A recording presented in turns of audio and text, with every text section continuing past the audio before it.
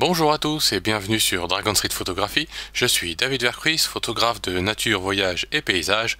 Et aujourd'hui, je vous propose de voir comment je convertis en noir et blanc sous Photoshop mes photos de paysage avec le module TK7 Rapid Mask de Tony Kuiper.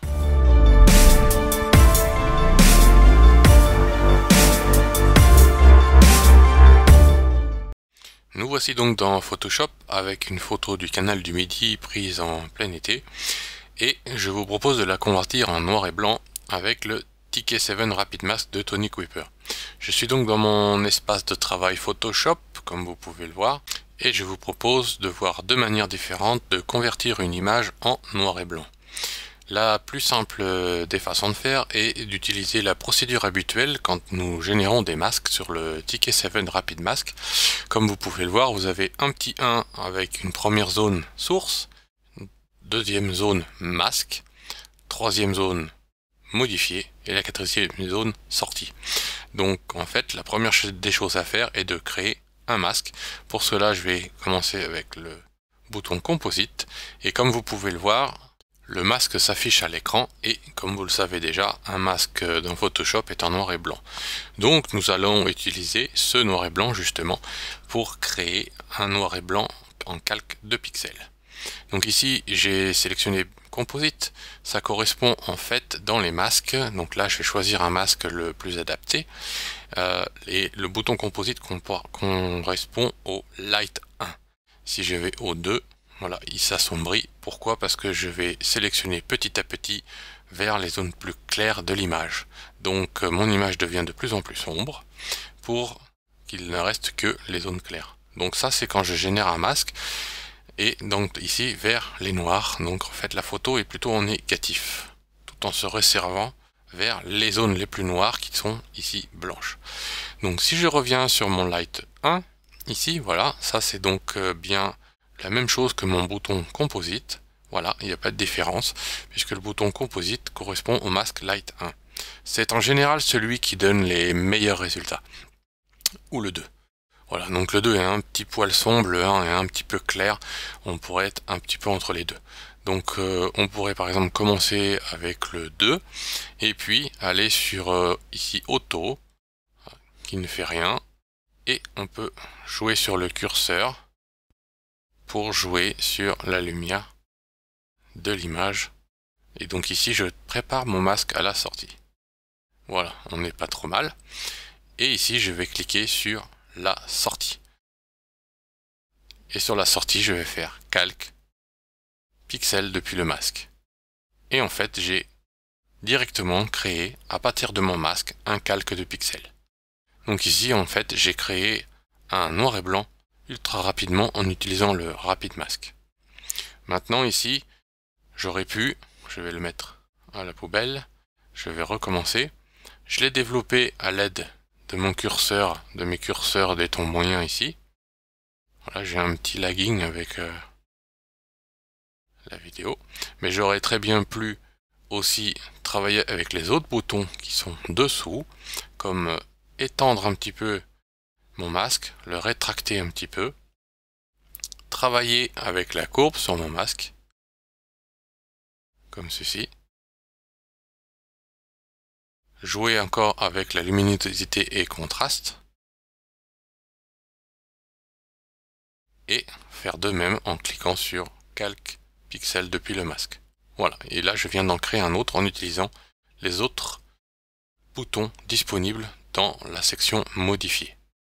Je vais maintenant jeter ce calque à la poubelle et je vous propose de voir la deuxième façon de faire pour convertir cette image en noir et blanc. La seconde façon, toujours pareil, on peut commencer par donc la zone 1 de source et ici je vais aller dans couleur et dans couleur je vais cliquer créer. Voilà, et comme vous pouvez le voir, j'ai une fenêtre modale qui s'affiche avec mode masque noir et blanc et annulé, donc si j'annule, ça annule. Et si je reprends couleur, je refais créer. Voilà. Vous voyez de suite le masque Light 1 que nous avions en cliquant sur composite qui apparaît. Et j'ai une suite de 4 calques avec un dossier qui sont dans un dossier.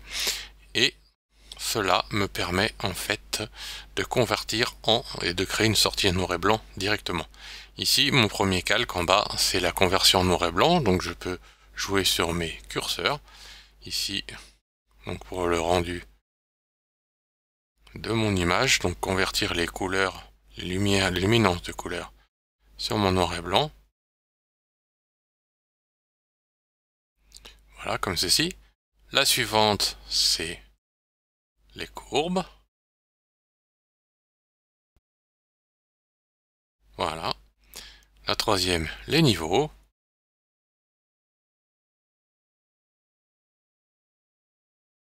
Voilà, comme ceci. Et la quatrième, luminosité et contraste.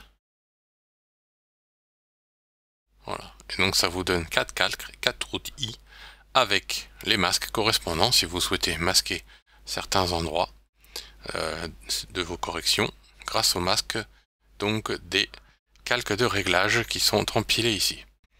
Par exemple, si je veux utiliser brightness et contraste pour éclaircir bien mon image, comme ceci, mais que cela rend l'image trop claire dans le ciel ou en bas, je peux tout à fait prendre un pinceau noir, comme cela, hop, et aller peindre sur mon masque ici pour adoucir l'effet.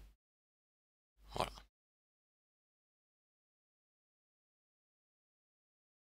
Avant, après. De la même manière, puisque j'ai utilisé brightness et contraste dans un but d'éclaircissement, je pourrais tout à fait utiliser par exemple à cette même image, utiliser les courbes comme effet d'assombrissement, bon, même si on peut faire plus flexible que ça, voilà. Et si je trouve que c'est par exemple légèrement trop sombre sur certaines zones des arbres, je peux donc aller sur mon masque avec un pinceau noir. Je vais réduire un petit peu mon masque et réduire un petit peu le flux là-haut. Voilà, et je pourrais aller enlever un petit peu cet assombrissement trop fort. Bon, après, c'est à vous de voir ce que vous préférez. La façon de développer, c'est une proposition personnelle qui peut être intéressante à ajouter dans votre workflow. Voilà. Voilà donc une façon de faire possible dans cette deuxième méthode de créer des noirs et blancs avec le TK7 Rapid Mask. Maintenant, pour conserver ce travail, donc conserver l'empilement des calques, puisqu'en fait ici, on aurait pu tout à fait cliquer en mode masque, ce qui nous aurait permis en fait d'utiliser ces empilements de calques de réglage comme la zone modifiée qu'on a fait ici. Voilà. Donc ici, si je souhaite justement garder ce noir et blanc, je vais tout simplement cliquer sur noir et blanc et les calques vont rester.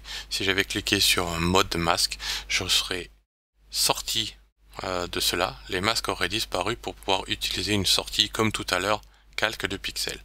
Voilà. Mais là, ça me permet de pouvoir revenir dessus et de conserver mes calques pour un futur développement, une correction, une variante, etc.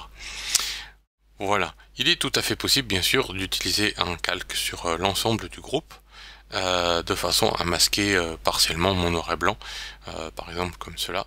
Si vous aimez faire des choses un peu délirantes comme moi, par exemple masquer un petit peu, hop, voilà, et faire ressortir des petites zones légèrement teintées, colorées, pour faire un faux noir et blanc, voilà. Et comme ça, vous faites ressortir un poil de couleur. Un tout petit peu de teinte sur votre image. Voilà. Voilà deux manières d'utiliser le TK7 Rapid Mask 2 pour générer des noirs et blancs. Dans une prochaine vidéo, je vous propose de travailler le Dodge and Burn sur le noir et blanc un petit peu plus en profondeur en utilisant les masques et en peignant à travers des sélections de masques. A très bientôt pour de futures vidéos sur Dragon Street Photographie.